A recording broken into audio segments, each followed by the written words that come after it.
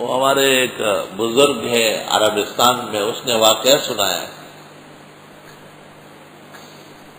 کہ ایک سفر پر ہم نکلے، اس زمانے میں اتنی ترقی نہیں تھی عربستان کی جیسے آج کل ہے، بڑے مشکل راستے تھے، کہا وہ بس پنچر ہو گئی، تیل بھی اس میں نہیں تھا، لوگ سب منتشر ہو گئے، کہا آگے چل کر کے میری گھر والی بیمار ہو گئی بہت زیادہ، اور 100-200 میل سے بھی زیادہ مسافت باقی تھی آبادی کے لیے، کا سفر بہت دشت اور خراب علاقے کا تھا، خدا کا کرنا یہ تھا کہ وہ فوت ہو گئے، تو کہا بس ہم نے تیمم کرا کے اور جنازہ اس کا پڑھا، اور وہ علاقہ ایسا تھا پتریلی کہ ہمارے پاس کوئی انتظام نہیں تھا کہ ہم اس کو دفنا دیں، کا پہاڑ کے نیچے ایک غار تھا بہت بڑا شگاف تھا، ہم نے اس کی لاش اس کے اندر کھینچ لی، اندر رکھی اور باہر سے پتھر رکھ دیا، بند کر دیا، ہم نے کہا بس یہی اس کی قبر ہے، ہم چلے گئے وہاں سے روانہ ہو گئے،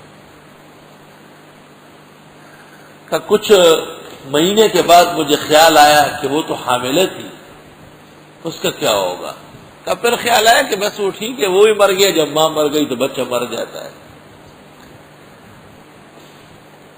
کہ سال 1.5 سال کے بعد پھر راستے بن گئے تھے، روڈ سڑک نکل گئے تھے اور گاڑیاں بڑے آرام سے وہاں سے گزرتی تھی، تو کہا بیوی کی لاش وہاں رکھ کے آیا تھا، دل بہت بھرا ہوا تھا، تو کہا میں بس میں بیٹھ کے دوبارہ وہاں گیا، کہ جب میں وہاں گیا اور میں نے وہ پتھر اٹھا کے دیکھا تو وہ خاتون کی چھاتیاں جو ہے ان پر دودھ نظر آ رہا ہے، اور ایک چھوٹا سا جانور وہ مجھے دیکھ کے اندر کی طرف دوڑا، میں شک میں پڑ گیا کہ یہ کیا ماجرا ہے بھائی، تو کہا دور جا کر کے میں بیٹھا اور پھر بڑے طریقے سے کچھ دیر جب گزری تو وہ بعد از مرگ بچہ پیدا ہو گیا تھا، اور اس بچے کے پالنے کے لیے مری ہوئی عورت کی چھاتیاں ہری تھی، وہ مری پڑی تھی اور یہ آ کر کے اس کا دودھ پینے لگا، تو کہا جب میں نے یقین کر لیا کہ یہ بچہ پیدا ہوا ہے اور وہی دودھ پی رہا ہے اور بالکل وحشی ہو چکا ہے، آہٹ محسوس کرتے ہی اندر کی طرف دوڑتا ہے، تو کہا میں آیا اور لوگوں کو لے گیا، بڑی مشکلات سے اس کو پکڑا، واقعہ سنانے کے بعد پھر اشارہ کیا کہ ہوا ابنی ھذا، یہ میرا بیٹا ہے، کہ زیادہ دور جانے کی ضرورت نہیں، الحمدللہ رب العالمین، وہ جب رزق اور روزی دیتا ہے کون ہے جو منع کرے، وہ جب منع کر لے تو سلطنت پر بادشاہ چائے نہیں پی سکتا، پانی حلق سے نہیں اترتا، سارے جہان کے حکمات سے باظر ہے، ایسا مرض پیدا کر لیتا ہے کہ ایک قطرہ نیچے نہیں اترے گا،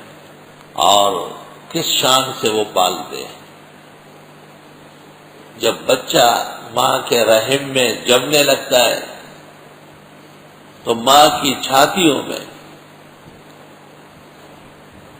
ماں کے پیٹ میں رحم سے نکلنے والا خون حیض کا وہ اس کا خوراک جنین کا بنا دیتا ہے، اس لیے حاملہ کی ماہواری بند ہو جاتی ہے، وہ بچے کا خوراک بننا شروع ہو جاتا ہے، کتنے لطیف مقام پر ہے اور کیسا عجیب خوراک ہے، پھر جب بچہ پیدا ہوتا ہے دنیا میں آئے گا تو ماں کی چھاتیوں کو شیر سے اور شیرین دودھ سے بھر دیتا ہے، اللہ اکبر، اللہ اکبر، اور کیسا زبردست منعم ہے اور کیسے رب ہے، انسان سے کبھی دودھ نکلتا ہے، خود سوچ تو لے ذرا، سارا جہان کی دوائیاں اور حکمت و طب ختم کر لے، کسی انسان کے چھاتیوں میں دودھ نہیں آئے گا، لیکن جب بچے کی ضرورت ہو جاتی ہے تو اللہ اس میں دودھ کا چشمہ جاری کر دیتا ہے، عالمین عالم کی جمع ہے، عالمین عالم کی جمع ہے، اور عالم ظہور کو کہتے ہیں، علم کو علم کیوں کہتے ہیں، اس میں سب چیزیں معلوم ہو جاتی ہے، ظاہر ہو جاتی ہے، عالم دو ہیں، لہ الالا لہ الخلق و لہ الامر والخلق.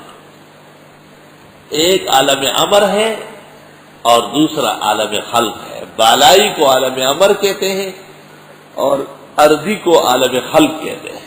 جس میں مخلوقات ہے یہ عالم الخلق ہے. الا لہ الخلق والامر. اور جس سے فیصلے صادر ہوتے ہیں ارواح ہے وہ عالم امر ہے. قل الروح من امر ربی.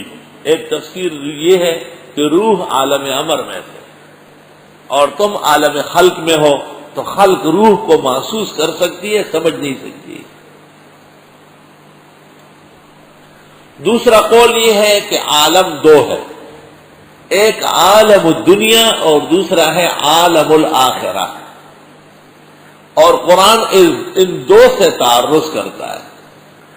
تیسرا قول یہ ہے کہ عالم تین ہے، عالم الانس، عالم الجن اور عالم الملائک.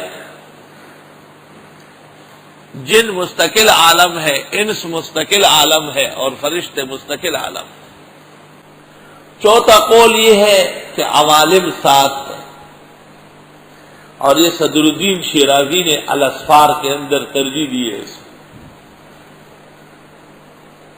صدر الدین شیرازی اس کی کتاب ہے الاسفار الاربع، اسی کا رد لکھا ہے مولانا انور شاہ نے مرقات التاریم جو لکھے. وہ رافضی ہے بہت بڑا.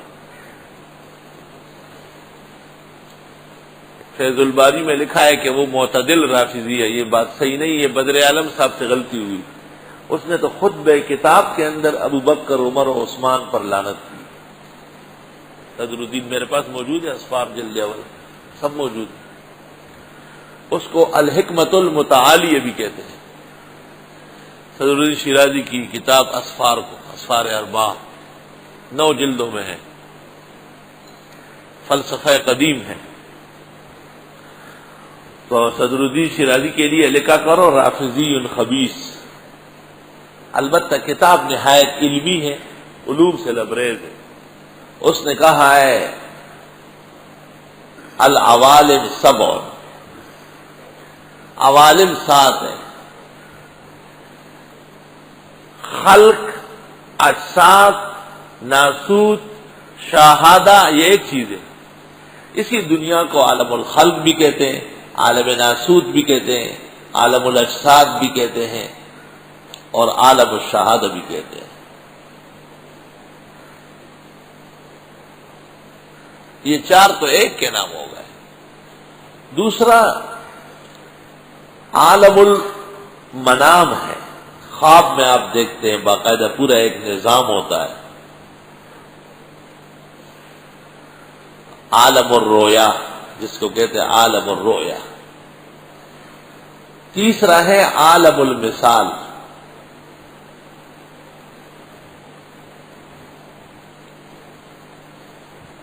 چوتھا ہے عالم البرزخ.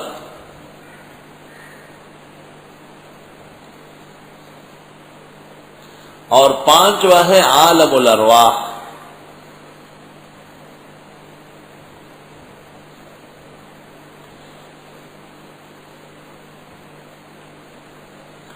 اور 6واں ہے عالم الملکوت.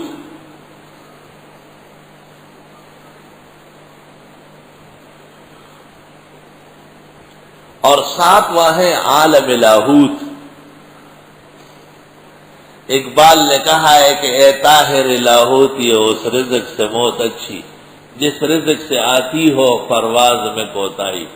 تو اسکول کا ٹیچر اور کالج کا پروفیسر غریب معذور کیا تشریح کرے گا؟ وہ کہتے ہیں لا کے معنی نہیں اور ہوت کے معنی بوت. آئے سمجھ. اس قسم کے لوگ دین پڑھاتے ہیں اور شعراء کا کلام جانتے ہیں جو 2 اور 2 کو چھی کہتا ہے.